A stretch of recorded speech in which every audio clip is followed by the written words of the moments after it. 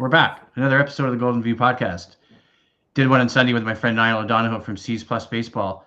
But we have shifted to the CFL football season, which actually started last week, obviously. And our friend TJ Lee is joining us again. TJ is a friend of the show. He's back starting the season with the BC Lions, not just coming in towards the end of the season. And we're going to talk a little bit about that. But TJ, how are you, man?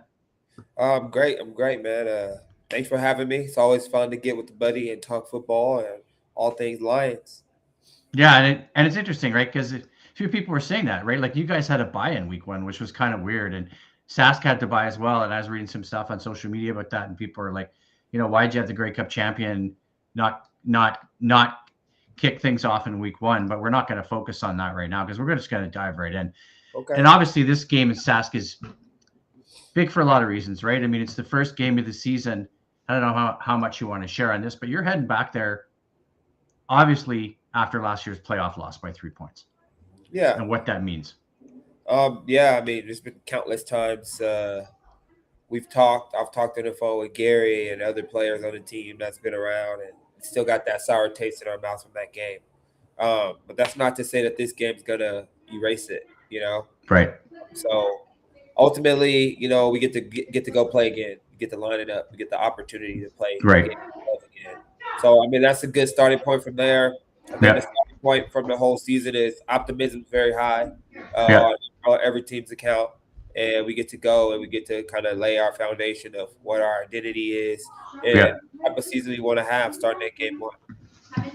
Yeah, and I mean, I guess that's a question I was going to ask and follow up. I've got lots of different stuff for us to talk about, but does that kind of sour taste ever go away? Because I always feel like that's a memory. Like, I don't know, do you carry that with you for the rest of your life, or do you carry that Yeah, it's a memory. It's a scar. It's hard, and you want to keep embracing hard as we go through the season and the ups and downs and triumphs. We want to use this scar as fuel.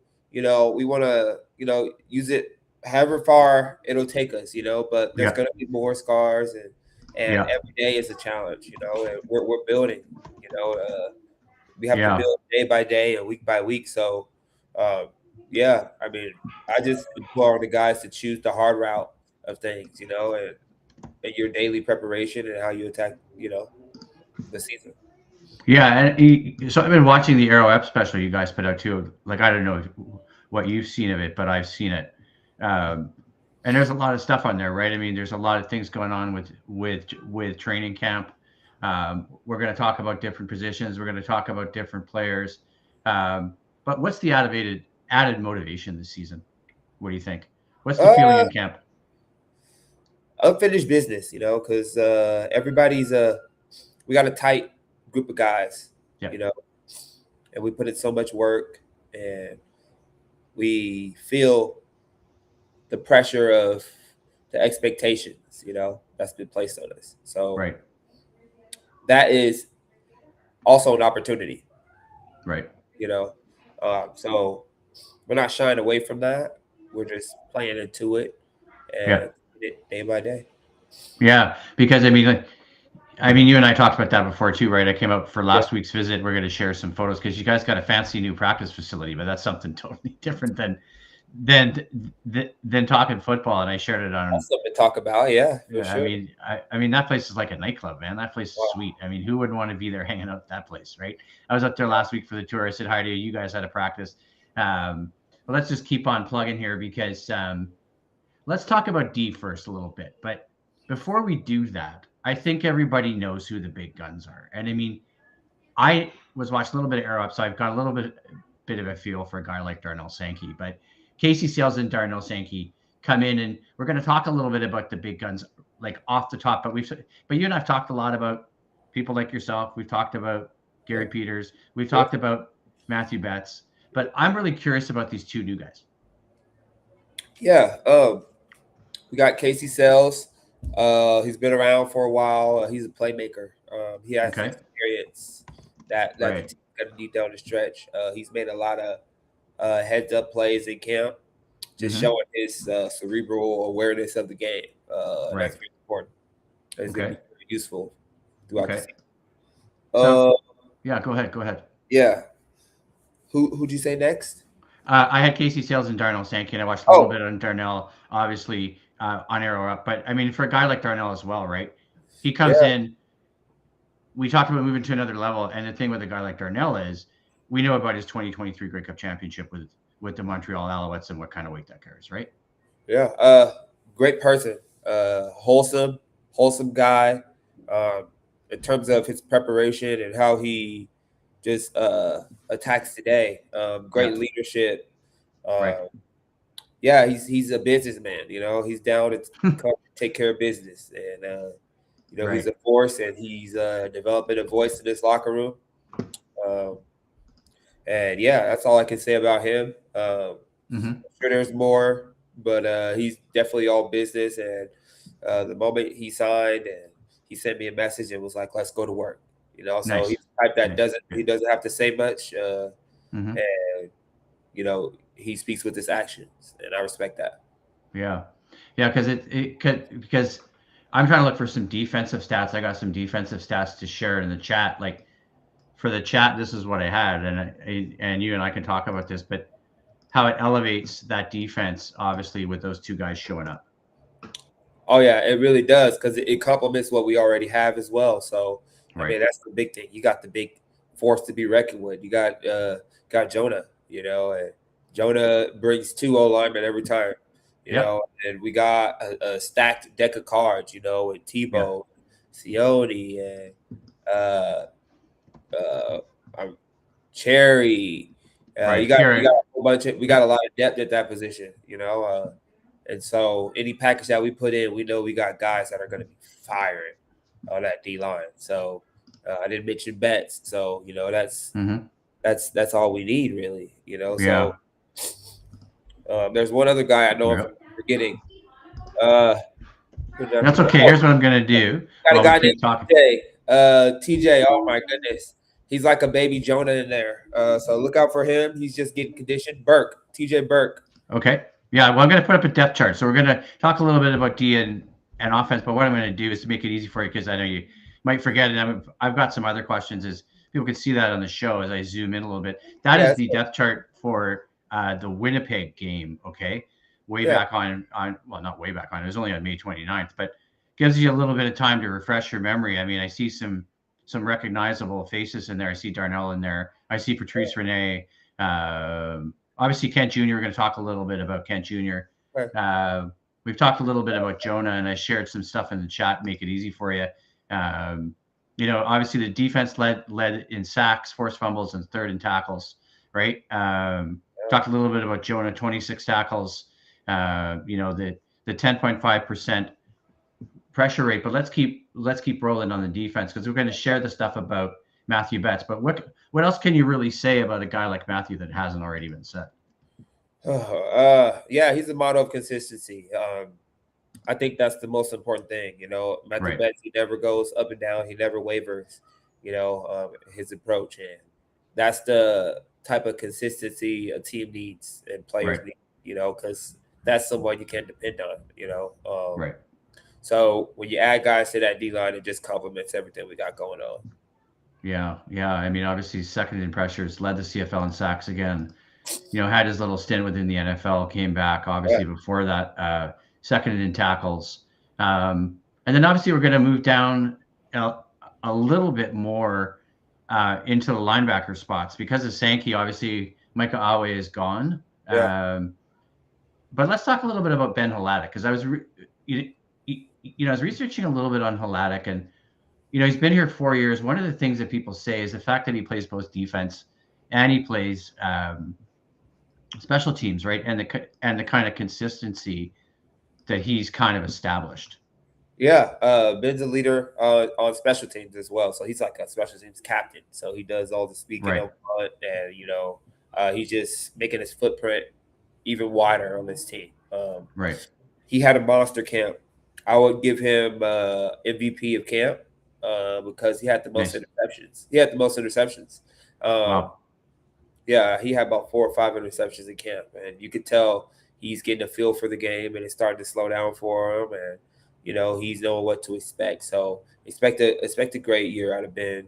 I play next to him, so Our communication is pretty close and knit, and I sit next to him in meetings, and we're always like, just continuing our communication, on and off the field. So Ben's a great player, and he's a great leader. He's getting his hands on the ball. So that's good. Ben is definitely MVP of this year's camp. Okay. And then so obviously we know. Let's talk a little bit about you guys at Boundary and Zone 2, right? Because we know about you and Gary. I mean, you guys were inactive. Are you allowed to share your status for this game? Oh, I'm playing. Yeah. Okay. Good. Yeah. And then obviously, you and I had talked before you came back to the team, where you're still off last year, and you're talking about Ronald Kent Jr. So what can we expect from Ronald Kent Jr. this year? Because another year, his maturity. You talked about his physicality before. You talked about what to expect from Ronald Kent Jr. What are we going to see? Because he's on that depth chart for that game against Winnipeg, right? Yeah, Ronald's a very underrated defensive player. I mean, people are able to judge for themselves, based on the production he puts on the field. But as a player for this team, Ronald's a very smart guy. He knows what he's doing. He knows the plays, and as he grows up, he's able to quickly apply what the stuff he puts on pen and paper to the field, and I think that's very important. So he's a leader on that side of the field, and we're interchangeable halves in the sense that, like, we do a lot of talking across the field to each other, and because the position's kind of similar, except for mine gets a little bit more action to the close side of the field, and his is a little more field heavy in space. So so he's taking a lot of tremendous steps. You could tell he had a great off season. He's definitely runner up for the best camp. He's got his hand on some picks too, and I think he got a pick today in practice as well. So he is continuing to climb and grow as an athlete, and that's what you want. His level of professionalism has grown. And that's something you got to respect. Yeah, and I had highlighted that obviously Robert Carter Jr., including some of his spectacular catches last year and just his play on the field. I don't have a stat line for him, but I'm curious to know a little bit about CJ Colden, who replaces him. We've got obviously that part of the depth chart up here from the Winnipeg game. Yeah, CJ Colden, he came in and took a spot right away. Proved that he, showed his experience on the field. Came in with a personality, and most importantly, he gelled with what we had going on, especially with the defensive backs. Like, we hang out so much. We have a little slogan: we share everything but underwear. And it's just it just bleeds into the closeness. I mean, the defensive backs are always the closest group on the team. Right. We do everything together. So for him to come and gel and then talk about his experiences in Ottawa and what happened, and just like the team he had last year, he's like, dude, it was never like this. Like, it's the way you guys are just naturally close, like, and business wise, right? Yeah, and business wise, right? Yeah. And he's just like, dude, this is the best place I've ever been already. I love it here. You guys make me feel comfortable, and comfortable enough to be myself. And that's the goal as leaders. You want guys to be comfortable enough to be themselves so that they are able to make plays, and not play stiff out there, and know that they have their brothers back, know that their brothers have their back, And what about guys maybe that people haven't heard of? I know I've put the depth chart up a few times, but guys that we haven't heard of a little bit yet, and let's start with defense. Who? Guys that we haven't heard about yet, or guys that are on the depth chart. I can reshare the depth chart. Yep. Who are we going to see on D? I'll start you out with Tyson. Okay. Tyson's on the other corner, on the other side. He's going to be probably playing to the boundary, or we play right left when it comes to corner position. So I'll get a chance to play with him to the short side, and he also plays corner to the field. He's a great player. He's came into camp very stingy. Russell. Tyson Russell. Okay. I don't see him on here, but I'll find him. To my left. Yes. Right, okay, there he is. Okay. Yeah. Okay. Very stingy defensive back. Very smart, and he's adapting. He's adapting to what coach's standards are, Right. on the field, and that makes you trustworthy, and as a young player, only way to garner a coach's trust is through your play, and he's increasingly done that every day in camp. So he's done a good job of filling in for Gary, and Okay. Right. he's projected to start. So he's gonna get his first start and come right in and start. And I mean, nobody has any problem with it because he plays with confidence and he's a stingy guy out there. Right. So yeah, he fits the mold of what we're looking for on this team. Okay. Okay. Yeah. Let's just keep shuffling here because I got lots of stuff. Okay. You got Parker. You got Parker McKenna, linebacker, heady guy.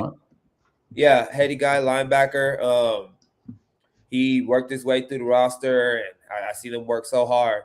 I think he went to Washington. I see him here. Yeah, I see him here. Yeah, it was great to see that he made the team because he works really hard, and he's a smash, bro. One of those linebackers that's a headbanger, So that's going to be a spark on special teams that we need. Okay. And need him to step in. He's going to do that as well. Right. So Parker McKenna, linebacker.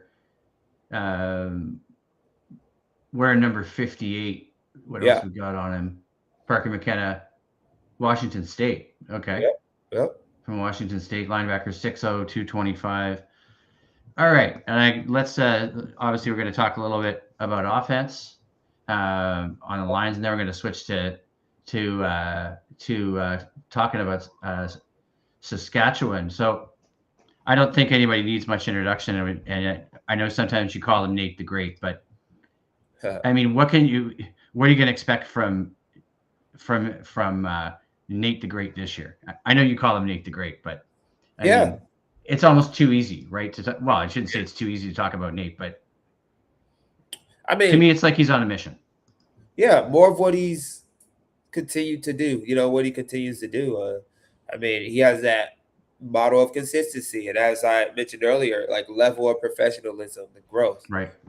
I mean, if you are what you do every day, and he is all in, all in on his career, all in on how he prepares, how he eats, and how he leads. So his leadership has grown, and I mean, he's a natural playmaker. So we're full of playmakers on this team, and he experienced a lot of turbulence in camp. Let's just say that, and I think that's a great builder on the character, And turbulence in camp, interesting. Yeah. You want to share any more? You want to share any more? Oh, no. Defense had a good camp, and we saw Nate work through it, to get back to his regular self by the end of camp. And same with the offense, and that that's a big thing. That's a big deal, So that shows adversity early and how you can overcome it, and how it makes you a better team forward, and that's what teams are supposed to do. Yeah. I mean, they've definitely made their plays because we got big playmakers on our team.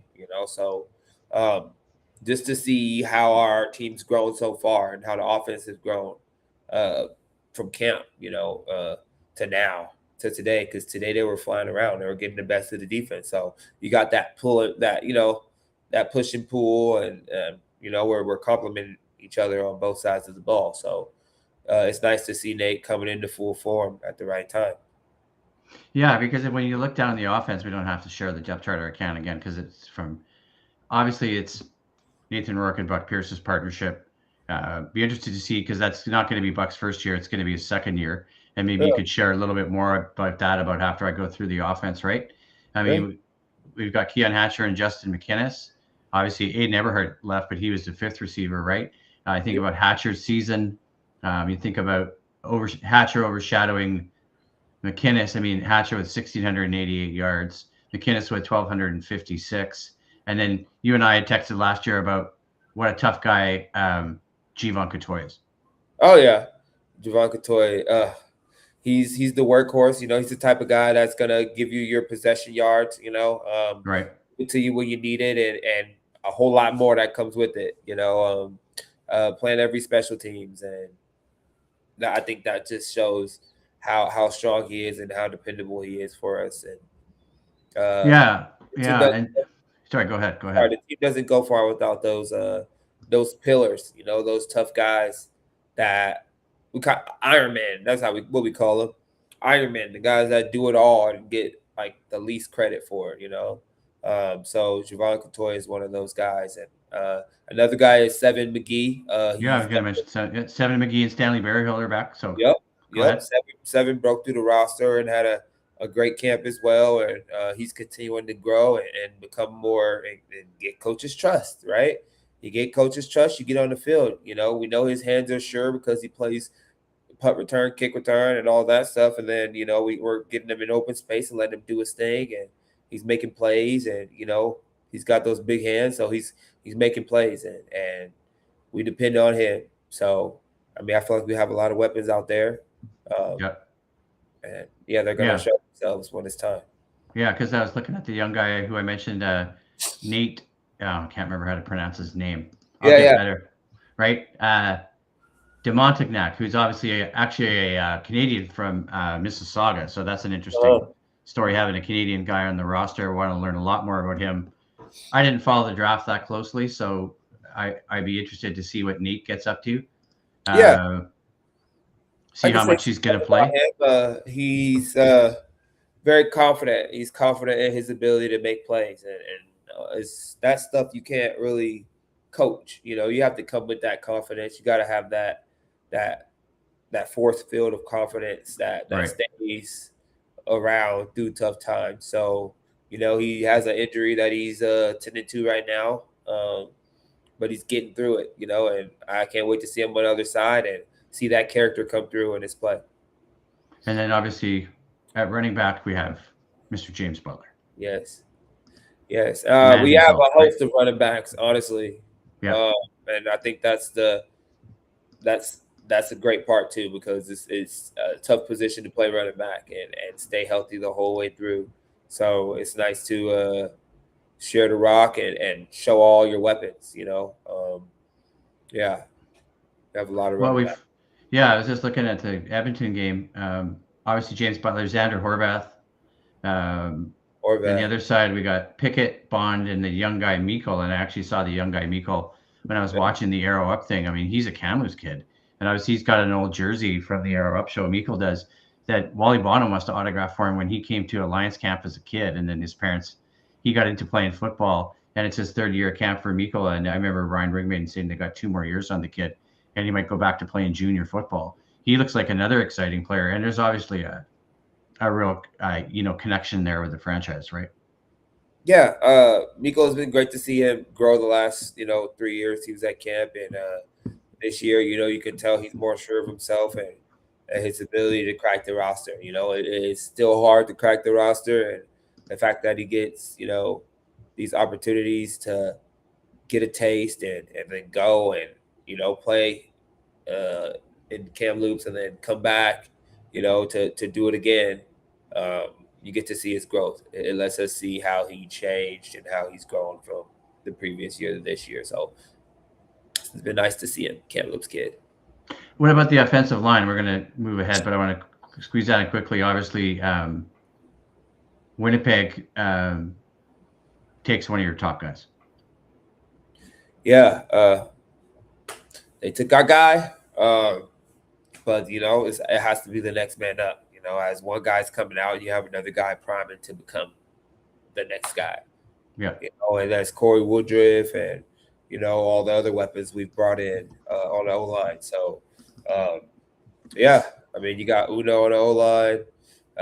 You got so much going on with all the guys. So, it's all about production and moving the ball forward and protecting Nate. So the only measure of our success is the game, when it comes to that position, because practice, we have to be professionals. It's not like we can rush through and actually tackle the quarterback or, we have all those practice, rules, that we have to abide by and to keep each other healthy. So, so the only measurement will be the game, but I'm confident in the group that we have. You had Slug step up in there. Got Slugger, he's stepping up in there. So, and so we're just going to see how that plays out. All right, let's preview this Saskatchewan game a bit. Obviously, Yeah. heading into Saskatchewan, facing the Grey Cup champs. I wanted to share a little bit about this, but Last year's Trevor, Cup champs. last year's Grey Cup champs. That's right. But just reading some stuff from TSN, obviously Trevor Harris turns 40 before week one begins. Obviously, here's some things on Harris. His best season as a pro: 73% completion, 4,500 over 4,500 yards, 24 touchdowns, 11 interceptions. What can we say about dealing with Mr. Harris on Saturday?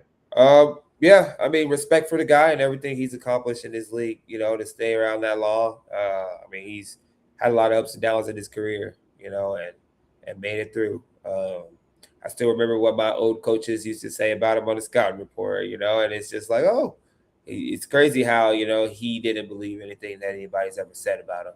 So he comes to work every day and he shows up. So respect for him. Yeah, I wish him the best. Not against us though. So that's just how that goes. He's an opponent that's lining up across from us. Obviously, we're game planning him and everything that he likes to do and all his tells visually. So we're gonna apply our game plan to him and come out victorious. And obviously, here's three guys that really don't need any introductions here. This is a store signing for the autograph thing, but it's equally as important to our chat. And you're gonna deal a lot with these three guys on Saturday, particularly that gentleman at the bottom and AJ Willett. Yeah, respect for him too. He's a tank of a guy. But hey, he can't run without his legs, and so when I'm coming with force, even a small guy like me can chop down a tree. So it's Nice. all about force and heart and want to. So I mean, as much as big as he is, I want to tackle him more than he wants to run through me. So my desire will overpower all the muscle and everything that everybody praises about him. So I mean, to me, he's just a football player that I respect, but also an opponent. That I must take care of business when it's time. So that's how that goes. And every guy has a weakness, and when you're a running back or when you're an offensive player, it's your legs. Right. So, and I'm willing to bet that my upper body running is stronger than his lower body. Right. Right. Yeah, because it's an interesting one, right? Because I was looking at some stuff about Sask too. Obviously, these guys are still present, but and looking at their roster, they lost a lot of guys, right? Receiving corps. Dante Myers went to the NFL. Tommy Neal went to Winnipeg. Joe Rubistelli went to the Elks. Mitch Picton retirement. Aju release, and then they basically relying on Keyshawn Johnson, Sam Emilius, and Keon Schaefer Baker, and Willett to run that offense. So what are your plans for that offense? Get them off their rhythm. We know that they like to, load the box. They like to load the box and get physical and attack the edges. And their receivers are very reliable for Trevor there. So, anytime we could add some disruption to their offense and create turnovers for our team, that puts us in an advantageous position. So that's what we're looking to do against that Saskatchewan team. Okay. We know the receivers give their whole team a lot of energy. So, the more we could, limit the deep ball plays and, create turnovers. I mean, going to play into our hands. Right. Yeah, it may be interesting to see how it plays out based on last season. But got a few more questions for you. Obviously, how does it feel for you? Some personal stuff, but back for the full season this time. Yeah, I mean, I've worked so hard for this. I asked God for the opportunity to let me continue to play, and I asked Him to give me signs. Give me signs as if this is something you want me to continue to do. And He did it through Rick Maiden and an offer. So, and it was like, okay, well, after talking with my family about it, it's a decision that we all made, and I get to get out here and continue to live my dream. Right. Right. And then obviously you can speculate on these ones for me. Retirement at the end of the season. Is that a possibility? I mean, I don't honestly. I'm probably never going to retire. My mentors have advised me to stay as long as I'm able to continue to do it, especially Wally Okay. Bondo. He's always like, why be in a rush to do something else? You know, you're Right. never going to get this experience. Why not maximize this experience? You know, Right. because you're able. You know, so it's guys like that that affirm, you know, my work on the field. You know, and I still feel it. And I still see it when I look at film. I'm like, who is this guy? So it's kind of my alter ego that I see out there. It's not really me. It's not the person off field that you're talking to. It's the person, you know. It's complete. I'm a completely different person out there, and that's how I know that's what I'm purposed to do right now. And I'm excited to continue to do it. Maybe a Grey Cup win this year. What do you think? Yeah, yeah. 15-year jinx you got to break. Yes, a great Cup year. It's going to be awesome. And yeah, I'm just happy to be back with the boys and continuing to lead these guys and make plays. All right, man. That's all I have for you. Thanks so much. Sweet, Good luck sweet. on Saturday. We'll see you soon. Take care Yeah, of thank yourself. you for having me, man.